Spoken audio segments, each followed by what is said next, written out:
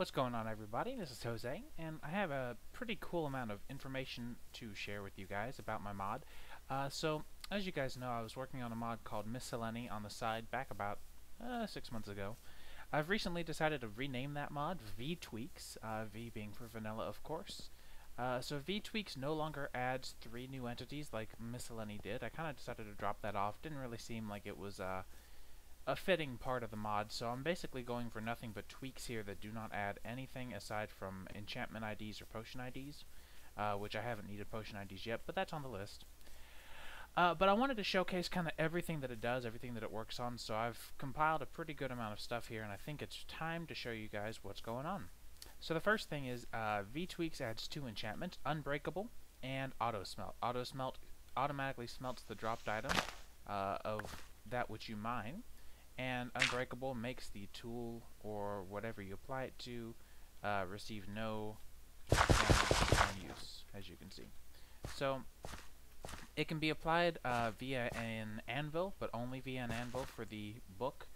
And the way that that is done is essentially being by the means of a nether star to get your Unbreakable enchanted book, or for your auto smelt you need a bucket of lava.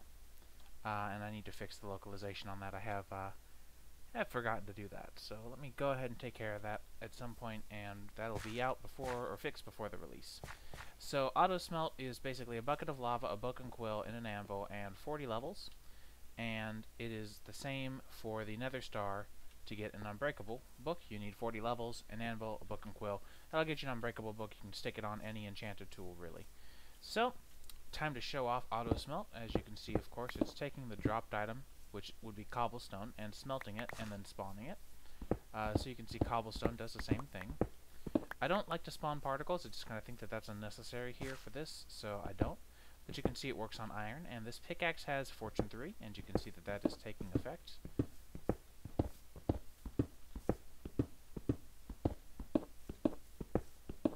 I think I put down 21 pieces of iron. Let's see how many we get back.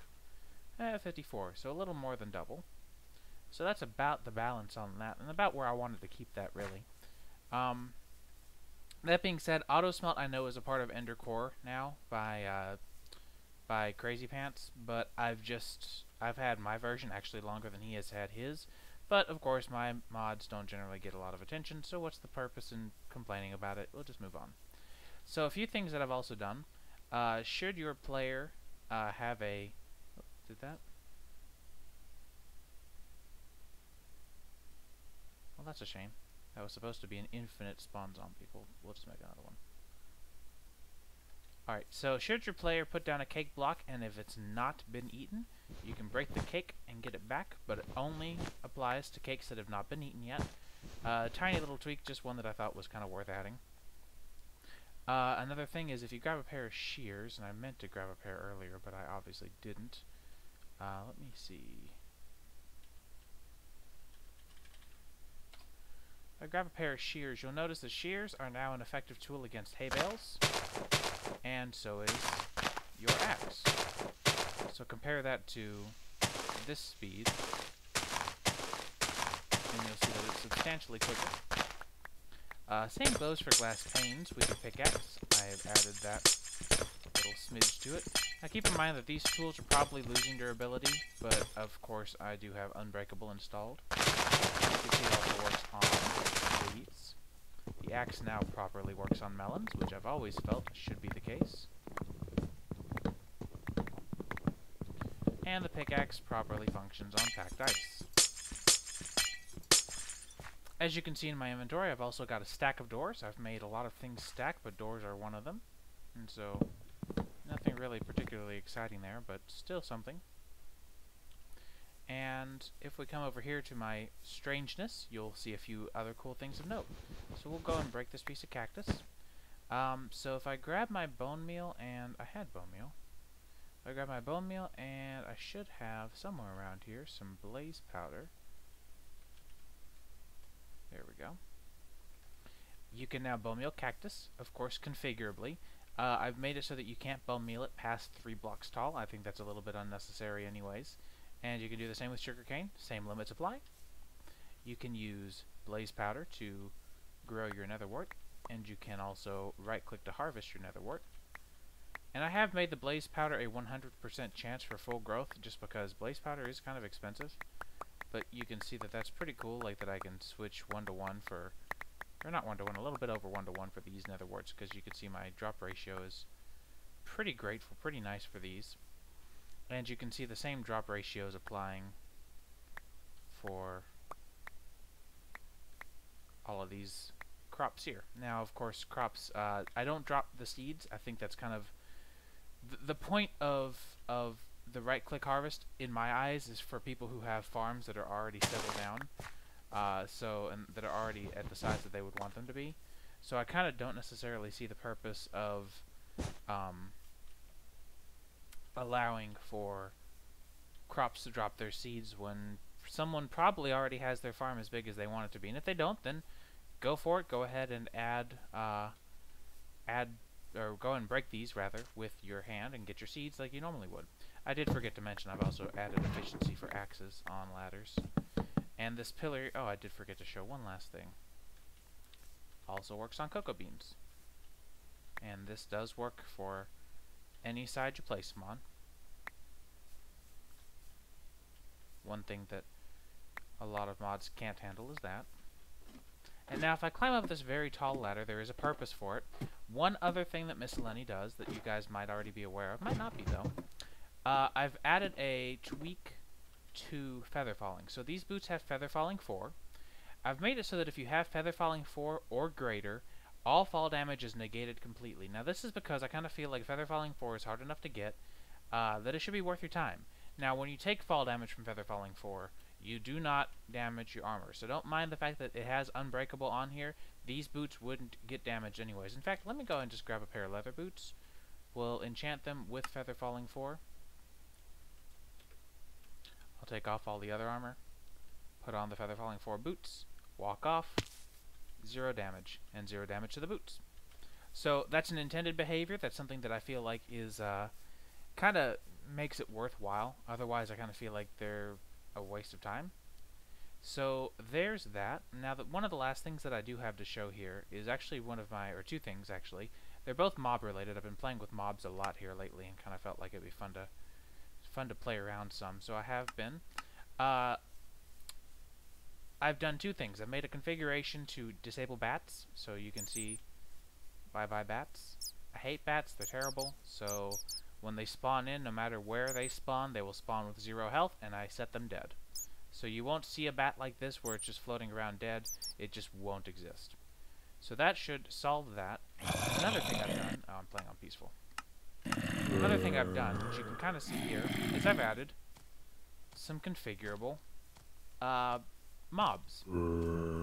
So these are called challenger mobs. I've named them that out of personal choosing. I should have...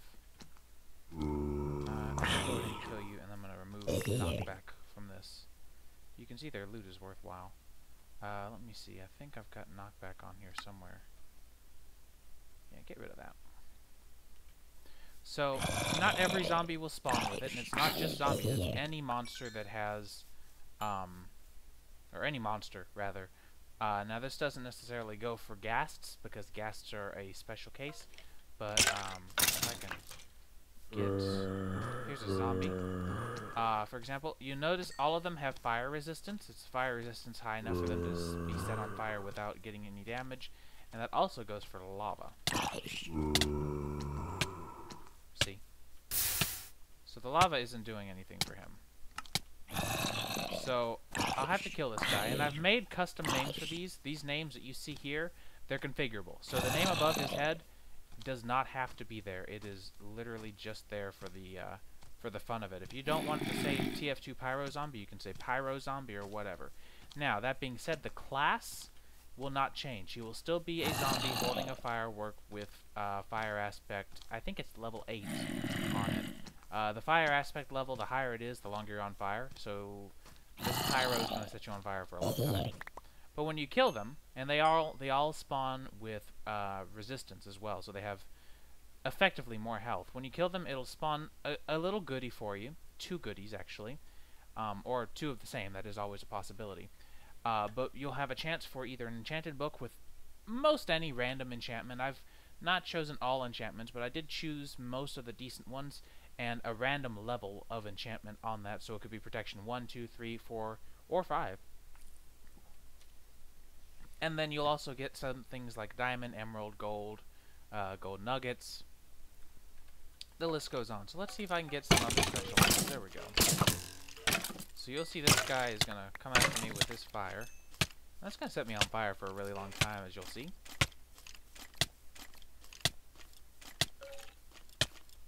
But there are others, don't worry. Ah, here we go. Here's a hyper skeleton.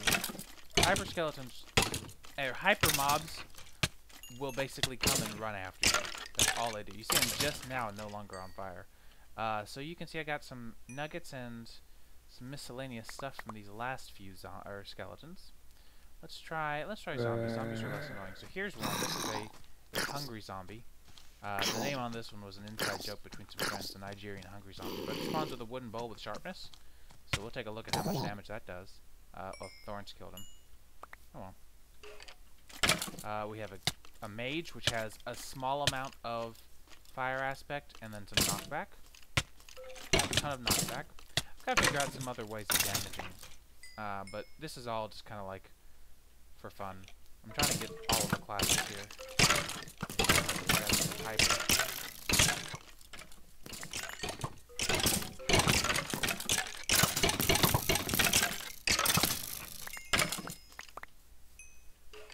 Ah, here we go. So this is the mighty class, and I named it John Cena because he will wreck you if you watch what happens. Come on, friend, come get me.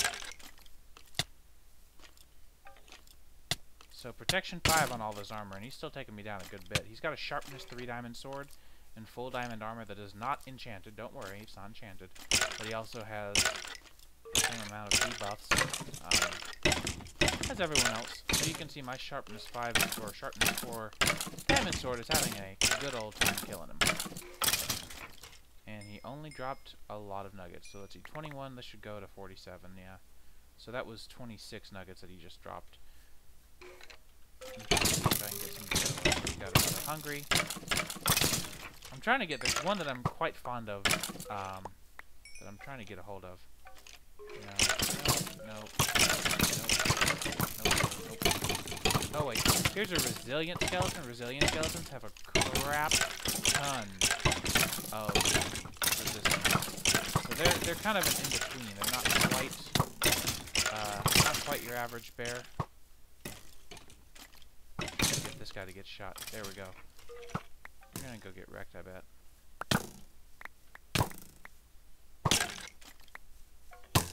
Maybe his AI is just a little confused. So this is a Snake Eye Ranger, so he's just going to be a typical ranger, but he does have more health. I'll take this guy out too. I would do like a sharpness 10 sword, but I want to show you guys about how many hits these guys take so that you can kind of understand the loot table that I've got here. So you can see I'm getting some meh sort of enchants here. There's one more that I'm really wanting to get here. Don't kill that pirate.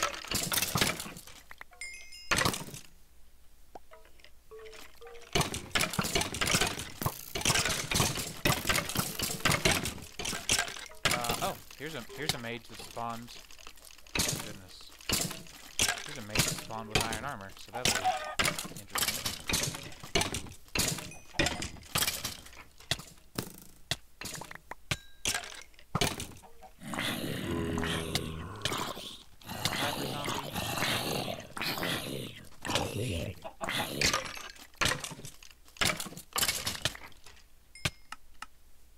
Sorry, there is one that I'm trying to find. Another resilient. The upside here is you can't be cheaty and just like spawn them in lava. And that part by itself is pretty fun that you just can't do that. There, of course, first try and I get it. So this is the Zestonian skeleton, and this one, I'm sure you can guess what he's holding. It's a sign.